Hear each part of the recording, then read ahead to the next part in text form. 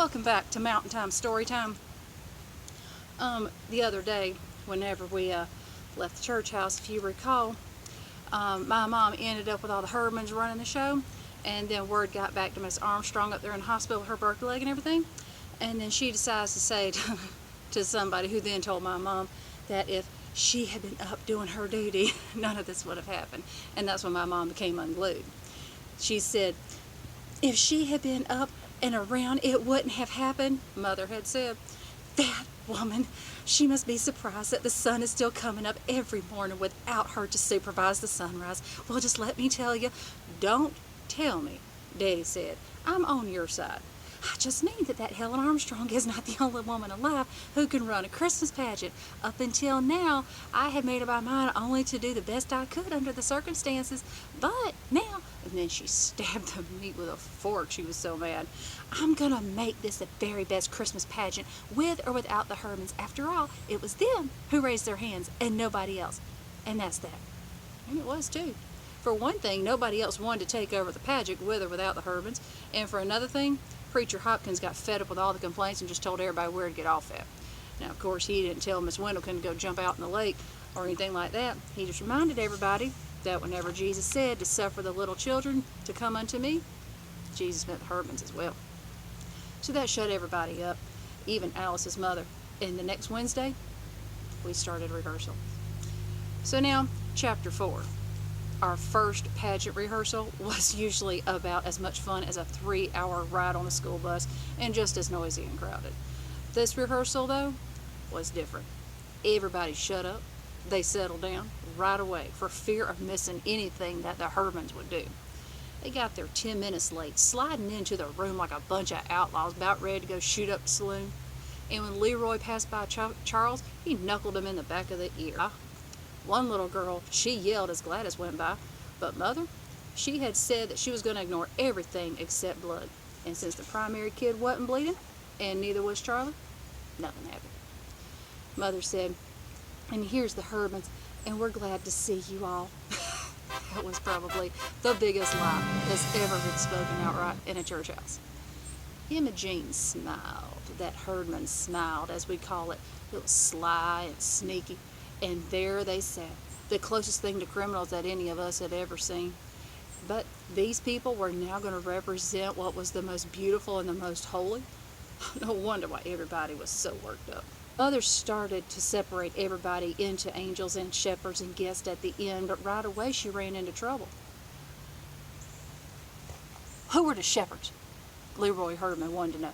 Where'd they come from? Ollie Herdman didn't even know what a shepherd was, or anyway, that's what he said. What's an inn? Claude had said. What's an inn? It's like a motel, somebody had said, where people go to spend a night. What people? Claude and Leroy both said. You mean Jesus? Oh, honestly, Alice Wendell grumbled. Jesus was not even born yet. Mary and Joseph were there. Why?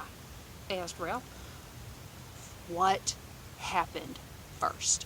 Imogene finally said. Just begin at the beginning. That really scared me because the beginning would be all the way back in Genesis and we would never be done.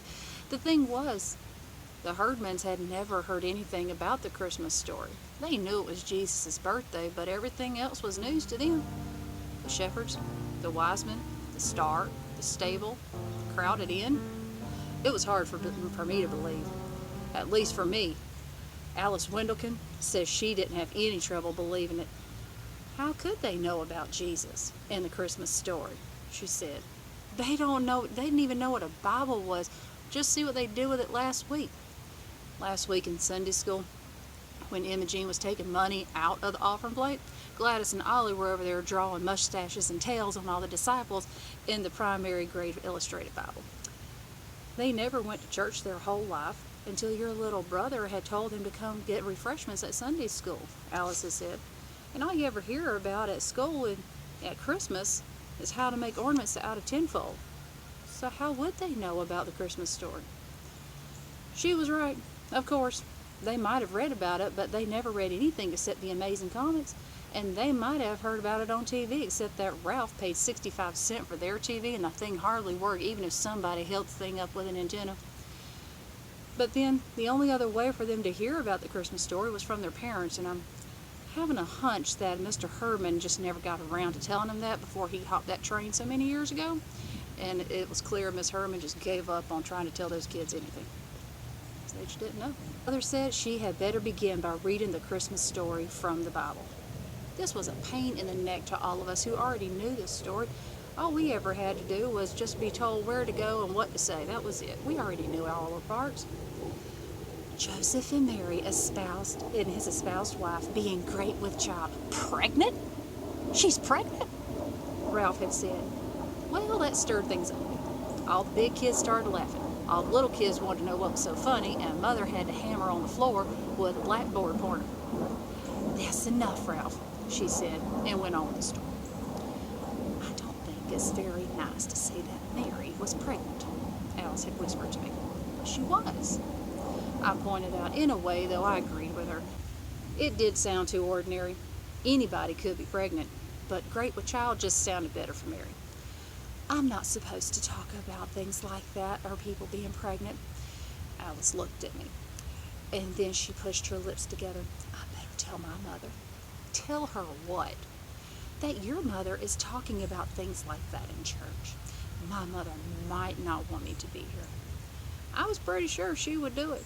She wanted to be Mary so bad, and she was so mad at Mom. I knew, too, that she would make it sound far worse than what it really was. And Miss Wendelken would even get madder than what she already was. Miss Wendelken didn't even want cats to have kittens. She didn't want birds to lay eggs, and she wouldn't let Alice play with anybody who had 2 rabbits. But there wasn't much I could do about it, except pinch Alice, which I did, and she yelled. Mother separated us and made me sit beside Imogene Hermes, and then she set Alice to sit in the middle of the baby angels. And that's where we stopped today.